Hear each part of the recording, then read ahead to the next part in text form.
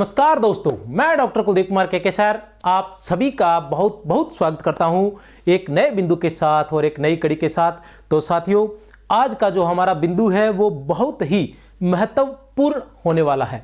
महत्वपूर्ण की बात करें कि आज जो मैं एक समस्या रखने वाला हूं वो समस्या सभी विद्यार्थियों के लिए एक ही समान है, चाहे वो किसी भी क्षेत्र के विद्यार्थी क्यों ना हो, सभी के लिए वो समान समस्या है। और ये 90% जो विद्यार्थी है उनकी ये समस्या है। तो वो समस्या क्या है और उससे निजात कैसे मिल सकती है, उन सभी बातों पर मैं आज जो है बात करने वाला हूं। अब बात करते हैं कि अधिकतर विद्यार्थियों का क्या कहना है कि सर बार बार पढ़ने के बावजूद भी, सालों साल तैयारी करने के बावजूद भी याद नहीं होता। पढ़ते हैं, जब पढ़ रहे होते हैं किसी टॉपिक को तब तो ऐसा लगता है कि बहुत अच्छे से याद हो गया है, लेकिन जैसे ही उस टॉपिक को कुछ दिन बीत जाते हैं तो फिर ऐसा लगता है उस टॉपिक के बारे में कुछ भी नहीं जानते हैं। ऐसा क्यों होता है? और सबसे बड़ी समस्या यह है कि जब हम एग्जाम भवन में, परीक्षा भवन में जाते हैं तो और भी बड़ी समस्या हो जाती है कि अच्छे भले याद होने के बावजूद भी कहीं ना कहीं हमें ऐसा लगता है कि हमें ये याद नहीं है, और फिर हमें कहीं ना कहीं जो है मतलब ऐसे ही तुकबंदी का सहारा लेना पड़ता है और तुकबंदी से उत्तर करके आने पड़ते हैं। तो हम ये चाहते हैं कि ऐसा क्या हो सकता है कि जिससे हमें याद रहने लग जाए। तो कहते हैं ना कि जैसे पहली बात तो यही होती है कि सफलता का कोई शॉर्टकट नहीं होता है। सफलता का कोई शॉर्टकट नहीं होता है, लेकिन वर्तमान समय में कुछ ऐसे तरीके अपनाए जा सकते हैं जिससे अन्य के मुकाबले आप अगर सचेत हैं, सही तरीके प्रयोग कर रहे हैं, सही मार्गदर्शन आपको मिल रहा है, योजनाएं आपकी बिल्कुल सही है, तो दूसरों के मुकाबले जिनकी योजनाएं सही नहीं है, क्योंकि अब वर्तमान कंपटीशन वो तो टाइम निकल गया जब कहते थे कि सफलता का कोई शॉर्टकट नहीं है, तो वो टाइम निकल गया। अब तो सारे पढ़ते हैं, सारे मेहनत डटकर काम कर रहे हैं, ठीक है ना। तो अब वो तो है नहीं कि मैं मेहनत ज़्यादा करूंगा तो मैं सफलता प्राप्त कर लूंगा, ऐसा तो है नहीं। मेहनत सब कर रहे हैं। अब आपकी योजनाएं जो है उन पर निर्भर करता है, आपकी योजनाओं पर निर्भर करता है कि आपकी योजनाएं कैसी है, ठीक है, आपकी रणनीति कैसी है, आपकी स्टडी, स्मार्ट स्टडी कैसी है। स्मार्ट स्टडी कर रहे हैं, ऐसी अंधाधुंध पढ़ते जा रहे हैं। तो इन सारी बातों का जो ध्यान में रखकर, और अक्सर क्या है कि मैंने देखा है कि कुछ लोग सोचते हैं कि कुछ लोग ऐसे बात करते हैं कि वीडियो देखने से क्या होता है या मोटिवेशन से क्या होता है, और खुद पढ़ना ही है, जब हमें पता है पढ़ना है तो पढ़िए। नहीं, ऐसा नहीं होता, ठीक है ना। मोटिवेशनल वीडियो जरूर देखनी चाहिए, जो रणनीति से संबंधित हो उनको जरूर देखना चाहिए, क्योंकि वहां आपको कहीं ना कहीं कोई ऐसी योजना जरूर मिल जाती है जो आपका नेगेटिव पॉइंट होती है, वहां से आप पॉजिटिव हो जाते हो।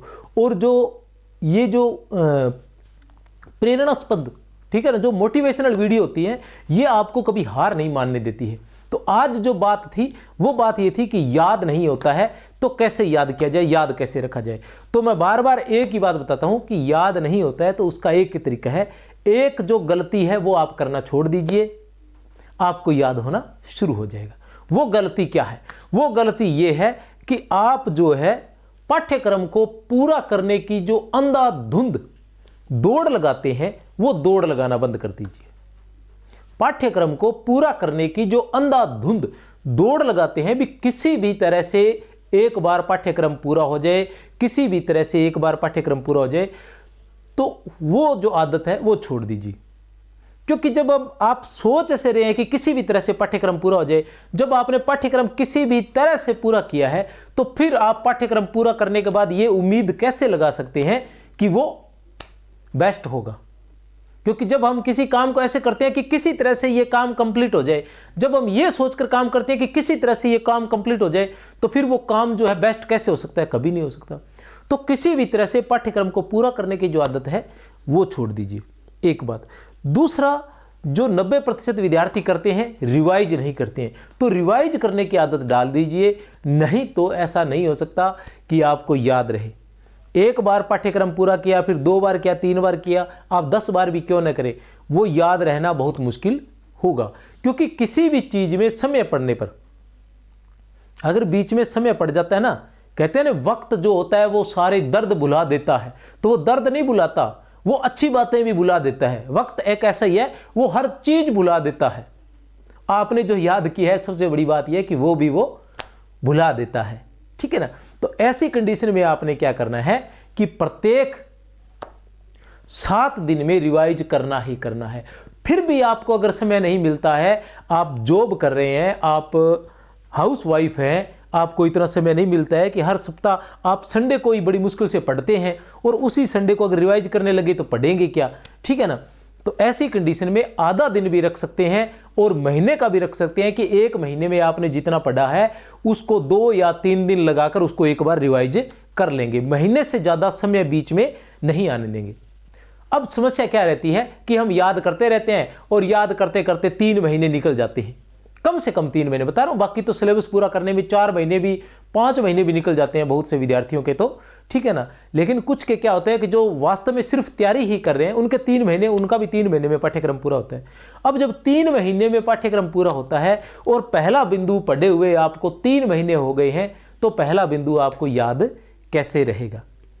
अब वो बड़ी मुश्किल से 50% याद रह पाता है 3 महीने में। तो ऐसी कंडीशन में यही है कि महीने भर कहीं ना कहीं वो आपको याद रहता है। पहली बात तो मैं तो 7 दिन का कहता हूं, अगर 7 दिन में रिवाइज नहीं कर सकते, क्योंकि 7 दिन वाला अगर नियम आपने अपना लिया कि 7वें दिन आपने जितना भी 6 दिनों में पढ़ा है 7वें दिन आपने पढ़ना है, ये उनके लिए नहीं है जो हाउसवाइफ है या जो जॉब कर रहे हैं, क्योंकि उनके पास तो बाकी दिनों में पढ़ने का इतना टाइम भी नहीं होता है। वो संडे को आधा दिन रख सकते हैं कि 7वां दिन जो है वो आधा दिन पढ़ने का और आधा दिन रिवाइज का जो सारा पढ़ा है उसके लिए रख सकते हैं।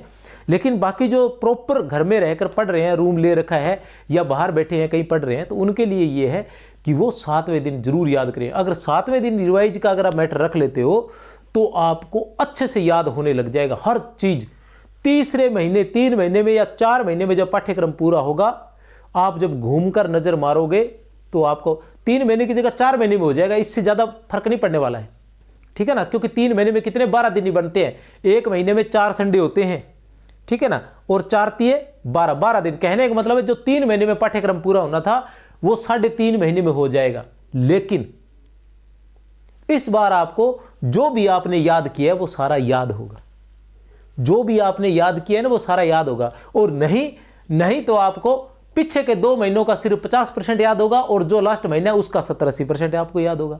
तो ऐसी कंडीशन में संडे वाला दिन अवश्य रखें, प्रत्येक संडे को आप जो डटकर रिवाइज करें। और अगर नहीं है तो फिर महीने के 1 महीने में जितना आपने पाठ्यक्रम किया है उसको रिवाइज करें, एक बात। और दूसरा क्या है कि छोटे छोटे टॉपिक बनाएं, छोटे छोटे टॉपिक देखें कि कौन से कहां से पढ़ने हैं, कैसे पढ़ने हैं, पूरे पाठ्यक्रम को साथ लेके चलें। एक चीज के पीछे मत पड़े कि एक विषय के लग गए तो विषय पढ़ रहे हैं, जीके के पीछे पड़ गए तो जीके खत्म करके फिर विषय को, ऐसे नहीं ले। अलग अलग टॉपिक उठाते रहे, 3 टॉपिक इसके, 2 टॉपिक इसका, 1 टॉपिक इसका, 1 टॉपिक इसका, सबको साथ लेकर चलें। जो कमजोर है, जो कमजोर है उसके टॉपिक पहले पढ़ें और जो जिसका पाठ्यक्रम कम है, जो कम महत्वपूर्ण है उसको बाद में पढ़ें, उसको थोड़ा इग्नोर करें। इस तरह से साथ लेकर चले। जिसके ज़्यादा मतलब प्रश्न आने की संभावना है, जो ज़्यादा अंक का है उसको पहले पढ़ें और ज़्यादा अच्छे से पढ़ें। ये सारा नियम जो है साथ लेकर आप चलेंगे, ठीक है ना। और साथ में क्या है कि आप पेन हमेशा अपने पास रखें, रजिस्टर अपने पास में रखें। शॉर्ट नोट्स बनाने का तात्पर्य नहीं कि आपके पास समय कम है, जिनके पास समय है वो तो बना सकते हैं अच्छे से, लेकिन नहीं समय है तो भी आप जो भी आपको ऐसे लगता है कि याद नहीं है वो उस नोट्स में लिखते जाएं। ऐसे ही आपके रजिस्टर ले लीजिए, नोट्स नहीं वैसे ही लिखते जाएं। आपको ऐसा लग रहा है ये वाली चीज़ ठीक है, हाँ ठीक है लिख लिया, ये वाली चीज़ ठीक है, हाँ लिख लिया, ठीक है, ये वाली चीज़ ठीक लिख, इस तरह से थोड़ा थोड़ा लिखते जाएं। लिखने से क्या होता है, एक तो याद अच्छा होता है, लिखने से क्या होता है, एक तो याद अच्छा होता है, और दूसरी बात यह है कि जब संडे को आप रिवाइज मारोगे ना तो उसको पढ़ो स्पीडली आपको वो याद हो जाएगा। और दूसरी बार और आप उसको यूज कर सकते हो। और एक छोटा सा तरीका और बता दूं मैं जाते जाते कि आपने क्या करना है कि जो भी नोट्स बनाते हो उसके एक ही पेज पर लिखना शुरू करो। रजिस्टर वाला वो इतना ज़्यादा खर्च नहीं आता है रजिस्टर का कि रजिस्टर भरेंगे, नहीं, एक ही साइड लिखो उसको। उसका क्या फायदा होता है कि पहली बार जब पढ़ रहे होते हो तो सिंपल स्पीडली जो भी लिखा जा रहा है लिख लो। अब आपको वो रिवाइज कर रहे हो, उसको रिवाइज करते वक्त आपको समझ में आ रहा है कि ये लिख तो लिया लेकिन इसका मतलब क्या है समझ में नहीं आ रहा। दूसरी बार आप जब रिवाइज कर रहे हो तब कोई छोटी मोटी बात लगे वो उसके सामने वाले पेज पर फिर लिख लो। तो इस तरह से आपको पता भी नहीं चलेगा, आपके शॉर्ट नोट्स भी बन जाएंगे। जब आप परीक्षा देने जाओगे तो वो आपके बड़े काम आएंगे, आप सरसरी निगाह में सारी बातें याद करके चले जाओगे। तो उम्मीद करता हूं एक बार फिर से आपको बता दूं कि अगर आप रूम लेके रह रहे हैं, फुल फ्लैश पढ़ाई को दे रहे हैं, तो 7वां दिन जो है विशेषकर संडे जो है वो रिवाइज का रख लें, कुछ दिन कुछ भी याद नहीं करेंगे, सिर्फ रिवाइज करेंगे। और नहीं तो आपको समय नहीं मिलता तो आप महीने के बाद पूरे पाठ्यक्रम जितना भी पढ़ा है, चाहे 1 दिन लगे, 2 दिन लगे, 3 दिन लगे, एक बार उसको रिवाइज कर ले, बाद वाला बाद में देख ले। तो मेरी तरफ से आप सभी को बहुत बहुत शुभकामनाएं। जय हिंद, जय भारत। और अगर चैनल को सब्सक्राइब नहीं किया तो सब्सक्राइब कर लें, क्योंकि इस चैनल पर तरह तरह के नोट्स वगैरह हर तरह की वीडियो उपलब्ध रहती है, और इस तरह से मोटिवेशनल जो बातें हैं वो भी मैं लगातार लेकर आप सभी के लिए आता रहूँगा। हार आपको नहीं मानने दूंगा, चाहे कुछ भी हो जाए।